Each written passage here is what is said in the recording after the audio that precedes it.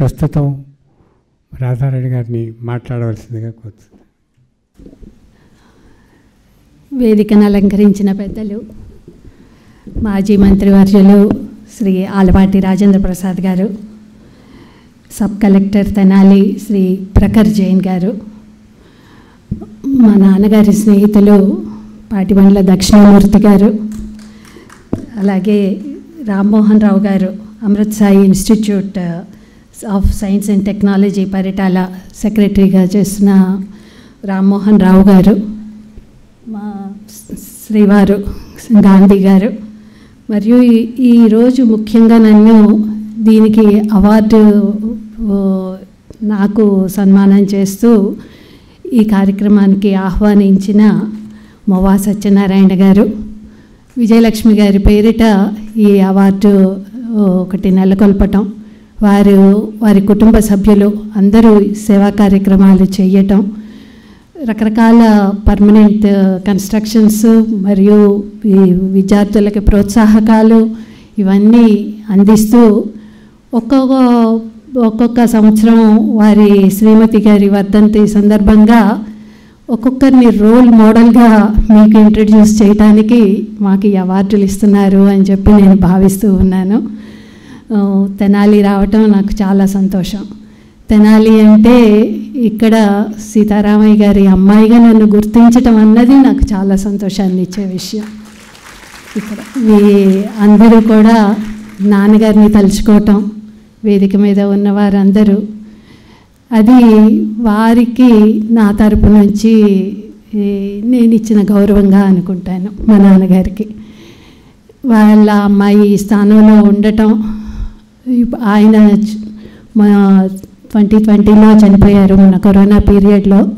నా ఎదుగుదలని చూశారు నాన్నగారు, కానీ అంత తెలియని స్థితిలో కూడా ఉండిపోయారు. అల్జీమర్స్ వ్యాధితో ఆయన ఎక్కడ ఉంటున్నాము, పిల్లలు ఏ స్థితిలో ఉన్నారు, ఎంత ఉన్నత స్థాయికి ఎదిగారు అనే వాటికి అతీతంగా ఉన్నారు. ఆ రకంగా కానీ వారి అమ్మాయిగా నన్ను తెనాలి వారందరూ గుర్తించి ఈ సన్మానం చేయటం, మా అమ్మ కూడా 2001లో చనిపోయారు. అమ్మ చనిపోయినప్పుడు కొద్ది సంవత్సరాలు నాన్నగారి కార్యక్రమాలు నిర్వహించారు.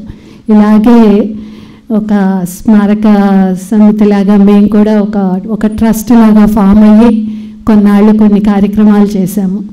అవి ఒక 10 సంవత్సరాలు అలా చేసిన తర్వాత డైల్యూట్ అయిపోయినాయి, దాని మీద కొనసాగించలేకపోయాం.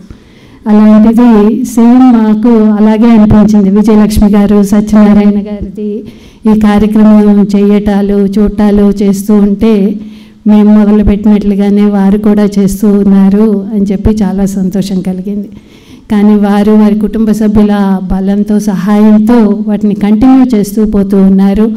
చాలామంది విద్యార్థులకి ఉపయోగకరంగా వాళ్ళని ప్రోత్సాహకాలు అందజేస్తూ వాళ్ళ ఉన్నత చదువులకి వాళ్ళ అభివృద్ధికి తోడ్పాటు అందిస్తూ, వాళ్ళిద్దరూ టీచర్లు కాబట్టి ముఖ్యంగా అందులో ఆమె వ్యాయామ ఉపాధ్యాయురాలు అన్నది నన్ను ఆకర్షించింది. వ్యాయామ ఉపాధ్యాయురాలు స్త్రీలలో ఒక పెద్ద ఆపర్చునిటీ, ఆడపిల్లలందరినీ ఎంకరేజ్ చేయడానికి, ఆ స్కూల్లో ఆడపిల్లలు ఫిజికల్గా మెంటల్గా ఫిట్గా ఉండటానికి హెల్ప్ చేసే అవకాశం ఆమెకు ఆ ఉద్యోగం ద్వారా దొరికింది. అది చాలా గొప్ప విషయం అని చెప్పి నేను అనుకున్నాను. మా చిన్నప్పుడు మేము కూడా స్కూళ్ళల్లో రన్నింగ్ చేయటానికి వెనకాడేవాళ్ళం. ఒక పరిగెత్తడానికి ఎందుకో ఒక జంకు, ఒక భయం అవి ఉండేవి. ఒక రన్నింగ్ చేయలేకపోయే వాళ్ళమే అనే బాధ కూడా ఉండేది. అలాంటిది ఒక వ్యాయామ ఉపాధ్యాయులంటే ప్రోత్సహించాలి స్టూడెంట్స్ అందరినీ కూడా. ఆ రకంగా ఫిజికల్గా ఫిట్గా ఉండండి, you have to take care of your self అని చెప్పాలి.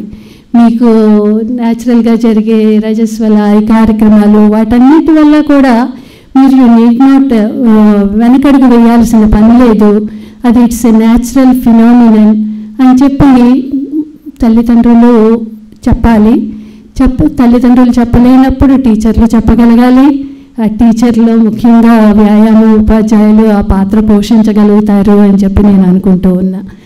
స్కూల్లో మనం హెసిటేట్ చేసే కొన్ని మూమెంట్స్, ఈవెంట్స్ అట్లాంటివి వాటన్నిటిలో కూడా ధైర్యంగా ఒక వ్యక్తిత్వ పోటీలనివ్వండి, డిబేట్, ఎస్సేయింగ్ అన్నింటిలో కూడా ఈక్వల్గా ఆ జంకు లేకుండా పార్టిసిపేట్ చేయగలగాలి.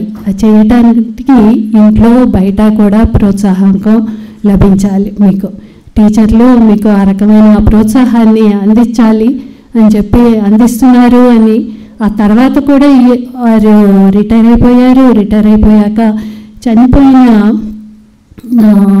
ఆఫ్టర్ 5 years తర్వాత నుంచి కూడా ఈ కార్యక్రమాలు ఇవన్నీ రకరకాలుగా మొదలుపెట్టి ఇంకా కూడా ఆమె మిమ్మల్ని ప్రోత్సహిస్తూ ఉన్నారు. ఆ టీచర్ గారు అమ్మవ్వ విజయలక్ష్మి గారిని మన అందరం కూడా తలుచుకొని మీరందరూ కూడా కృతజ్ఞతలు చెప్పుకోవాలి ఈరోజు. ఓకే, చదువు అంటే నా చిన్నప్పుడు చదువు అంటే కొంచెం అందరికీ కూడా కష్టంగానే ఉంటుంటుంది. పిల్లలందరికీ కూడా స్కూల్ పుస్తకాలు బాక్సులు మోసుకెళ్ళటం, చదువుకోవటానికి బస్సుల్లో చాలా దూరం ట్రావెల్ చేయటం, అక్కడ ఇదంతా మనకు బర్డెన్, హోంవర్క్స్ ఇవన్నీ కూడా. అలాగే ఫీల్ అయ్యే టైంలో నేను ఒక పుస్తకం చదివాను, రైలు బడి అని. ఆ రైలు బడి అనేది ఒక జపనీస్ ఆథర్ ఒక ఆయన రాశారు, చిన్న పుస్తకం. ఆ పుస్తకం చదివితే చదువుని ఎంత ఆసక్తిగా చెప్పాలి పిల్లలకి అన్నది ఆయన ఒక పాడుపడ్డ వదిలేసిన రైలు బోగీల్ని దాంట్లో ఒక స్కూల్ కండక్ట్ చేయటాన్ని పిల్లలకి ఇంట్రెస్టింగ్గా చదువు ఎలా చెప్పొచ్చు అనేది చెప్తూ రాసిన చిన్న పుస్తకం. ఆ పుస్తకం చదివితే నా ఆలోచన, ఓహో చదువునంటే ఇలా ఎంజాయ్ చెయ్యాలి అనే దృక్పథం పిల్లల్లో చెయ్యాలి. టీచర్లు వీఆర్ ఫెయిలింగ్ అవర్ సెల్స్ అన్నది అనిపించింది నాకు నా చిన్నప్పుడే. అది ఒక విద్యార్థి ఫెయిల్ అయ్యారు అంటే ఏదన్నా సబ్జెక్ట్లో కానీ దేంట్లో అన్నా కానీ అది ఆ విద్యార్థి లోపం కాదు, అది ఆ టీచర్ల లోపం. ఆ విద్యార్థికి అది అర్థమయ్యేటట్లు చెప్పలేకపోయినా ఆ టీచర్లది, ఆ వ్యవస్థది ఆ లోపం. మన విద్యార్థులు ఫెయిల్ అవుతున్నారు అని అంటే మనందరం కూడా సమాజంలో బాధ్యత తీసుకోవాలి. ఎందుకు ఫెయిల్ అవుతున్నారు, ఎలా ఫెయిల్ అవుతున్నారు అని. అలాగే వాళ్ళు ఒక మంచి సిటిజన్స్ కాకుండా రకరకాల వీటిల్లో పడుతున్నారు అంటే సమాజంగా కూడా మన బాధ్యత చాలా ఉంది. ఆ బాధ్యతను మనందరం కూడా సక్రమంగా నిర్వర్తించట్లేదేమో అని అనిపిస్తుంటుంది. ఒకళ్ళు ఫెయిల్యూర్ అయ్యారంటే ఒక ఇంట్లో ఒక పిల్లలు కానీ ఎవరైనా ఎందుకు వాళ్ళకున్న పరిస్థితులు, చుట్టూతా వాళ్ళ ఇంట్లో ఉండే పరిస్థితులు, చుట్టూతా ఉండే పరిస్థితులు వాళ్ళని వాటిలోకి గురి చేస్తున్నాయి. మా అప్పుడు కంటే ఇందాక రామ్మోహన్ రావు గారు చెప్తున్నట్లుగా ఇప్పుడు డిస్ట్రాక్షన్స్ ఇంకా ఎక్కువ ఉన్నాయి. మా అప్పుడు ఉండే సమస్యలు అవి ఒక రకం సమస్యలు, ఇప్పుడు ఉండే సమస్యలు ఇంకా ఎక్కువ పెద్ద సమస్యలు వస్తూ ఉన్నాయి. డిస్ట్రాక్షన్స్ చాలా ఎక్కువ. ఆ డిస్ట్రాక్షన్స్ వలలో నుంచి మేమే బయటపడలేకపోతూ ఉన్నాం. ఈ ఫోన్, ముఖ్యంగా మొబైల్ ఫోన్స్, ఫేస్బుక్స్, వాట్సాప్స్, ఈ గ్రూప్స్ దాంట్లో ఉండటం మన టైంని ఎంత తినేస్తున్నాయి అన్నది. అలాగే దాన్ని ఉపయోగకరంగా మార్చుకోవటం కూడా మన చేతిలోనే ఉంది. అది ఎంత ఉపయోగకరంగా ఉంటుంటుంది అనేది కూడా మనకి ఒక ఇంటర్నెట్ ఒక లోకాన్ని, ఒక మరో ప్రపంచాన్ని పరిచయం చేస్తూ ఉంది. దాంట్లో టీచర్లు చెప్పలేని పాఠాలని కూడా అక్కడ ఎంతోమంది టీచర్లు ఫ్రీగా కూడా బోధిస్తూ ఉన్నారు. వాటి నుంచి కూడా నేర్చుకోవచ్చు. మనం ఏ వస్తువునైనా ఎలా ఉపయోగిస్తున్నాం, ఏం చేస్తున్నాం అనేది మన మీదే ఆధారపడి ఉంటుంది. దాన్ని సక్రమంగా నిర్వర్తించుకోగలగాలి. ఒక వయసు ఆకర్షణలో కూడా పడే వయసు ఇది. 10th క్లాసు, ఇంటర్మీడియట్, రకరకాల ఆకర్షణలకి అవన్నీ కూడా గురవుతూ ఉంటాం. కానీ ఒక రెస్పాన్సిబుల్గా ఫీల్ అవ్వటం అనేది కూడా ప్రతి ఒక్కళ్ళు మీకు మీరు ఇంటర్నల్గా ఫీల్ అవ్వాలి. ఆ రెస్పాన్సిబిలిటీ అన్నది ఇందాక సబ్ కలెక్టర్ గారు కూడా చెప్తున్నారు, ఎవరు మోటివేట్ చేయలేరు, ఎవరికి వాళ్ళు మోటివేట్ అవ్వాలి అని. ఫస్ట్ మీకు మీరు ఆ మోటివేషన్ మీలో మీకు ఉంటే తర్వాత మిగిలినవి మంచి విషయాలు మిమ్మల్ని అయినా మోటివేట్ చేయడానికి అవకాశం ఉంటుంటుంది. కానీ ఫస్ట్ మీరు మోటివేట్ అవ్వాలంటే మంచి బుక్స్ ఇవన్నీ కూడా చదవటం అవసరం. Simple living and high thinking మా నాన్నగారు మాకు పరిచయం చేసింది అవన్నీ కూడా. సామాన్యంగా జీవితం గడపాలి, ఆదర్శంగా ఆలోచించగలగాలి. ఆదర్శంగా ఆలోచించగలగటం అన్నది మనం ఏం పెద్ద పెద్ద కార్యక్రమాలు చేయక్కర్లేదు, ఉపన్యాసాలు ఇవ్వక్కర్లేదు. ఇందాక దక్షిణామూర్తి గారు వీళ్ళందరూ చెప్తూ ఉన్నట్లుగానే ఆచరణలో చేయగలగాలి. ఆచరణ చేయటం అన్నది చాలా అవసరం. మా నాన్నగారు మాకు నేర్పించింది అదే. అలా ఎలా ఉండాలి ఆచరణలో అనేది ఏం ఉపన్యాసాలు ఇవ్వక్కర్లేదు, మాట్లాడాల్సిన పనులు లేవు. ఒక సైలెంట్ రెవల్యూషన్ ఎలా తీసుకురావచ్చు అన్నది ఇందాక రాజేంద్ర ప్రసాద్ గారు కూడా చెప్తూ ఉన్నారు. మేమేదో చాలా మార్పు తీసుకొచ్చాము సమాజంలో ఒక ఇంటి పేర్లలో అని. ఆలోచన ఎలా వచ్చింది అన్నది ఫస్ట్. అసలు మనకి ఎవరికి అంతమందికి రాని ఆలోచన అది ఎందుకు వచ్చింది, మాకు కానీ అలా ఇలా పెట్టుకోవాలి అనేది. You have to think differently. Students అందరికీ నేను చెప్తూ ఉన్నది అదే, you have to think differently. మన చదువు మనకి రొటీన్ ఆలోచనల నుంచి ఒక డిఫరెంట్గా ఎలా ఆలోచించవచ్చు అనేది నేర్పించగలగాలి. అకాడమిక్స్ కేవలం మార్కులు తెచ్చుకోవటం మాత్రమే కాదు, మనం విడిగా ఏ రకంగా ఉన్న పరిస్థితులను మార్చవచ్చు, ఏ రకంగా ఉన్నదానికంటే బెటర్గా మన సొసైటీని వాటిని తయారు చేయవచ్చు అనే ఆలోచనలను మనకు రేకెత్తించగలగాలి. That is the real education. చదువు యొక్క ముఖ్యమైన ఉద్దేశమే అది. ఎలాంటి మార్పులు మనకి చుట్టూతో ఉన్న వాతావరణంలోనే, మన ఇంట్లోనే, మన పరిస్థితులే మనకి ఏమి నచ్చట్లేదు, వాటిని బెటర్గా ఉండటానికి మనం ఏం చేయొచ్చు, ఎలా చేయొచ్చు అనేది స్టూడెంట్స్గా కూడా మీ వంతు మీరు ప్రతి ఒక్కళ్ళు చేయాల్సిన పని. చిన్న పని అయినా సరే శ్రద్ధగా చెయ్యండి అని చెప్పేవాళ్ళు. ఒక ఇల్లు ఓడవటం దగ్గర నుంచి నువ్వు ఊడిస్తే చాలా బాగుంటుందమ్మా అని మా నాన్నగారు నన్ను మెచ్చుకునేవాళ్ళు. ఈ ఇల్లు ఓడవటం అన్నది గొప్ప విషయమా అన్నది, అది కూడా గొప్ప విషయమే. ఒక చుట్టూతో ఉన్న పరిసరాలను శుభ్రం చేసుకోవటం, ఒక కమాట్ని క్లీన్ చేయటం, అది ఇట్స్ వెరీ వెరీ ఇంపార్టెంట్ అని నేను అనుకుంటాను. బాత్రూంలో ఉన్న కమాట్ని ఎంతమంది కడుక్కుంటున్నారు? ఎవరికి వాళ్ళు కడుక్కోగలగాలి, అది శుభ్రంగా ఉంచుకోవాలి. మన ఇంట్లో ఉన్న కమాడ్ని, బాత్రూంలో ఉండే కమాడ్ని శుభ్రంగా ఉంచుకోవటం ఎంత అవసరమో, ట్రైన్స్లో ఉండే కమాడ్, పబ్లిక్ టాయిలెట్స్ని ఉంచుకోవటం కూడా ఎంత అవసరమో అవన్నీ నేర్పిస్తుంటాయి మనకి. సమాజాన్ని ఎలా శుభ్రం చేసుకోవచ్చు, మన ఇంటిని ఎలా శుభ్రం చేసుకోవచ్చు, మన మనసుని ఎలా శుభ్రం చేసుకోవాలి, ఈ కల్మషమైన ఆలోచనల నుంచి వాటిల్లో నుంచి ఎలా శుభ్రం చేసుకోవాలి, ఇది ప్రతి ఒక్కళ్ళం ప్రతిరోజు కొంతసేపు చేయవలసిన ఎక్సర్సైజ్. దీనికి ఏమి పెద్ద వేరే ఎక్సర్సైజ్లు ఏవి కూడా అవసరమని చెప్పి నేను అనుకోను. మీరు నడిచే జీవితం చిన్న చిన్న పనులు సహాయం చేయండి. అమ్మ వాళ్ళకి ఇంట్లో చిన్న చిన్న పనుల్లో సహాయం చేయండి. కేవలం చదువు అంటే పుస్తకాలు మాత్రమే నేను చదువుతున్నాను, నేను ఇంకేం పట్టించుకోను అన్నట్లుగా ఉండబాకండి. అందరూ కూడా ఆడపిల్లలు అవనివ్వండి, మగపిల్లలు అవనివ్వండి, ఇంట్లో అన్ని పనుల్లో కూడా సహాయం చేయండి తల్లిదండ్రులకి. వాళ్ళ సమస్యలు అర్థమవుతాయి, ఆర్థిక సమస్యలు కూడా మీకు అర్థమవుతాయి. మీరు ఎంత మేరకు ఎదగలుగుతారు, ఎంత దూరం వెళ్ళగలుగుతారు, మీ ఫైనాన్షియల్ క్యాపబిలిటీస్ ఏంటి, ఫ్యామిలీస్వి ఉన్నాయి, వాటిని ఎలా ఇంప్రూవ్ చేసుకోవచ్చు. అవి లేనప్పుడు మనకి బయట నుంచి ప్రోత్సాహకాలు కానీ స్కాలర్షిప్స్ కానీ ఏమి ఎలా తీసుకోవచ్చు. చదువు అన్నది కూడా కేవలం మార్కులు మాత్రమే కాదు, అన్ని రకాలుగా అన్ని విషయాల్లోనూ అవగాహన ఉండాలి. మా అమ్మాయి విషయంలోనూ నేను చెప్తున్నాను, తను యావరేజ్ స్టూడెంట్, నేను ఒక యావరేజ్ స్టూడెంట్. నాకున్న ఆబ్స్టకిల్స్ చదువులో చిన్నతనంలోనే పెళ్ళైపోయింది.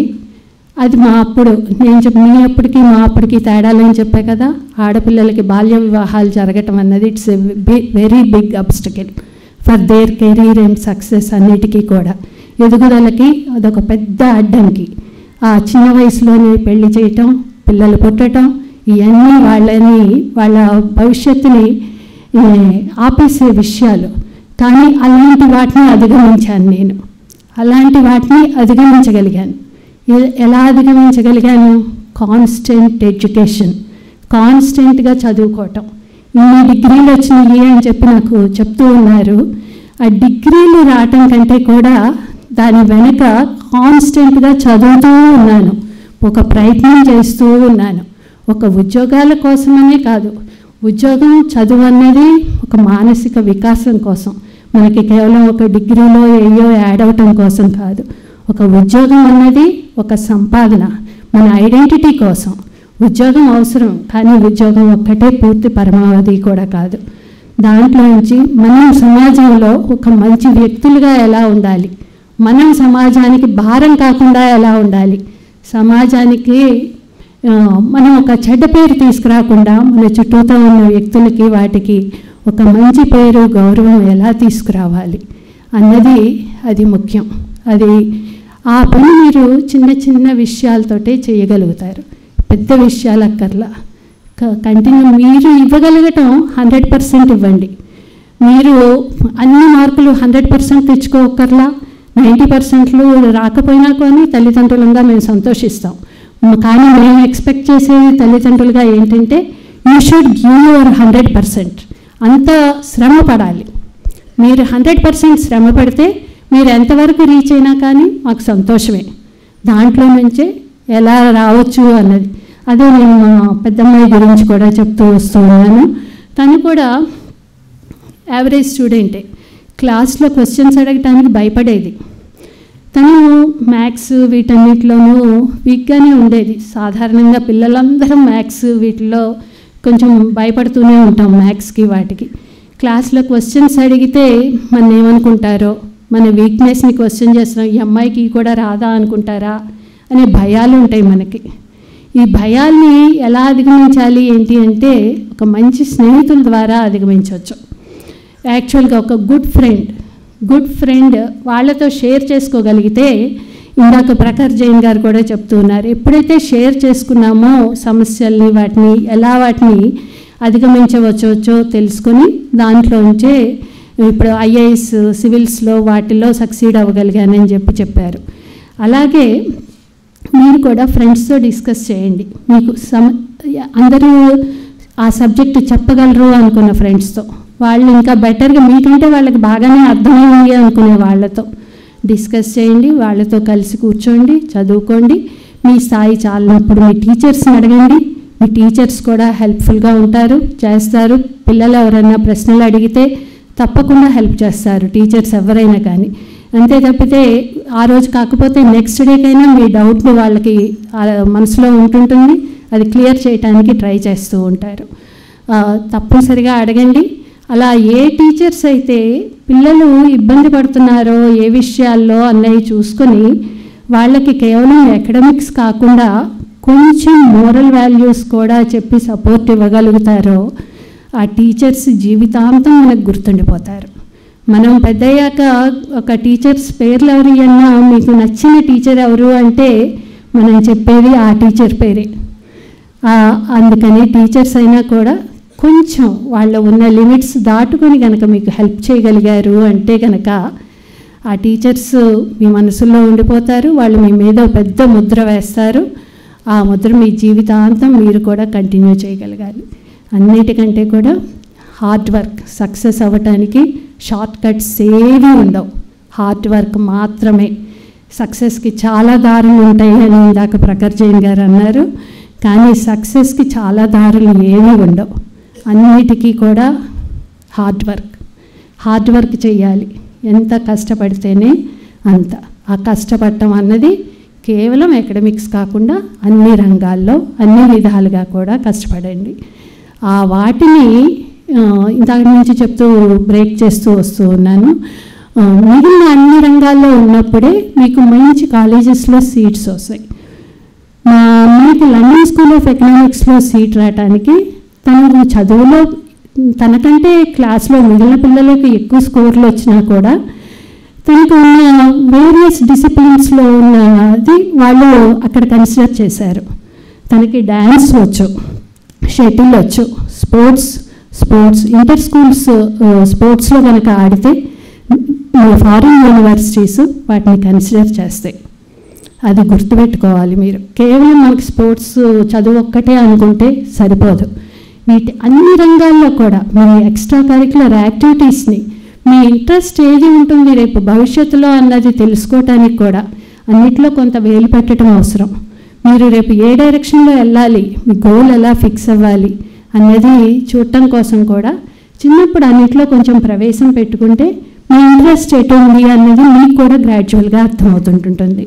నెమ్మదిగా మీకు, మీ ఫ్యామిలీ మెంబర్స్కి, వాళ్ళందరికీ కూడా ఆ ఇన్వెస్ట్మెంట్ అన్నది కేవలం చదువులోనే కాకుండా వేరే యాక్టివిటీస్లో కూడా పేరెంట్స్కి ఇన్వెస్ట్ చేయడానికి ఒక స్కోప్ దొరుకుతుంది. పేరెంట్స్ కూడా హెసిటేట్ చేయకుండా పిల్లల్ని ఆ రంగాల్లో పైకి వెళ్ళటానికి ప్రోత్సహించండి. విత్ దిస్ మెసేజ్ నేను ఐ థింక్ సరిపోతుంది అనుకుంటున్నాను. Thank you.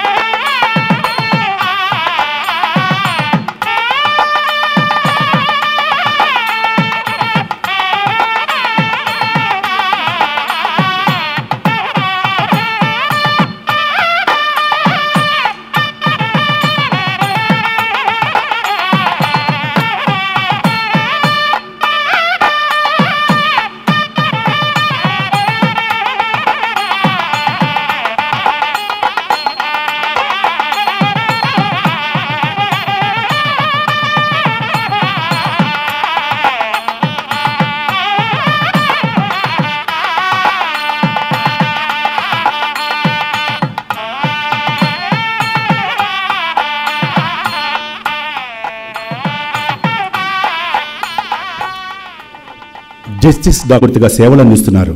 బాల్యంలో హేతువాద కేంద్రంగా నడిచిన తెనాల్లోని తన ఇంట్లో ఎదిగే క్రమంలో తండ్రి హేతువాద భావాన్ని పుణికిపుచ్చుకున్నారు. కులాంతర వివాహంతో ఆచరించి చూపారు. కుల నిర్మూలన ఉద్యమాన్ని కృషి చేశారు. ఆ మానవవాది బిడ్డలు కూడా తల్లిదండ్రులనే అనుసరించారు. ఆదర్శ న్యాయవాదిగా, న్యాయమూర్తిగా, ఇల్లాలిగా, తల్లిగా అన్ని హోదాల్లోనూ ఆణిముత్యంగా ప్రకాశిస్తున్నారు. తెనాలిలో 1963 జూన్ 29న జన్మించారు రాధారాణి గారు. ఆంధ్ర యూనివర్సిటీ మెట్రికులేషన్ చేశారు. ఇంటర్ తర్వాత తెనాల్లోని విఎస్ఆర్ కాలేజీలో బీఎస్సీ చదివారు. ఏలూరులో బిఎల్ చేశాక ఉస్మానియా యూనివర్సిటీలో క్రిమినల్ లాలో ఎల్ఎల్ఎం పూర్తి చేశారు. అంతటితో తన చదువుల దాహం తీరలేదు. హ్యూమన్ రైట్స్పై న్యూఢిల్లీలో, ఇంటలెక్చువల్ ప్రాక్టికల్ రైట్స్పై ఉస్మానియా యూనివర్సిటీలో పీజీ డిప్లొమాలు చేశారు. ఉస్మానియా యూనివర్సిటీ నుంచే 2009లో న్యాయశాస్త్రంలో పిహెచ్డి స్వీకరించారు. 1989లో బార్ కౌన్సిల్లో న్యాయవాదిగా నమోదై ఏలూరు, విజయవాడలో తర్వాత హైకోర్టులో ప్రాక్టీస్ చేశారు. ప్రత్యక్ష నియామకంలో 1998లో హైదరాబాద్లో అసిస్టెంట్ పబ్లిక్ ప్రాసిక్యూటర్గా ఎంపికయ్యారు. అక్కడే పలు కోర్టుల్లో విధులు నిర్వర్తించారు. ప్రత్యక్ష నియామకంలో అదనపు పబ్లిక్ ప్రాసిక్యూటర్ గ్రేడ్ 2గా ఎంపికయ్యారు. అలాగే ప్రత్యక్ష నియామకంలోనే డిస్ట్రిక్ట్ అండ్ సెషన్స్ జడ్జిగాను ఎంపికై పలు చోట్ల పనిచేశారు. తెలంగాణలోని రంగారెడ్డి జిల్లా చీఫ్ జడ్జిగా పనిచేస్తున్నప్పుడే 2021లో తెలంగాణ హైకోర్టు న్యాయమూర్తిగా భారత రాష్ట్రపతిచే నియమితులయ్యారు. ప్రస్తుతం అదే హైకోర్టులో న్యాయమూర్తిగా కొనసాగుతున్నారు. హేతువాద ఉద్యమానికి జీవితాన్ని అంకితం చేసిన ఆదర్శ దంపతులు గురిజాల సీతారామయ్య, భారత రాజేశ్వరి. వీరికి 4 సంతానం, 1 కుమారుడు, 3 కుమార్తెల్లో రాధారాణి ఒకరు.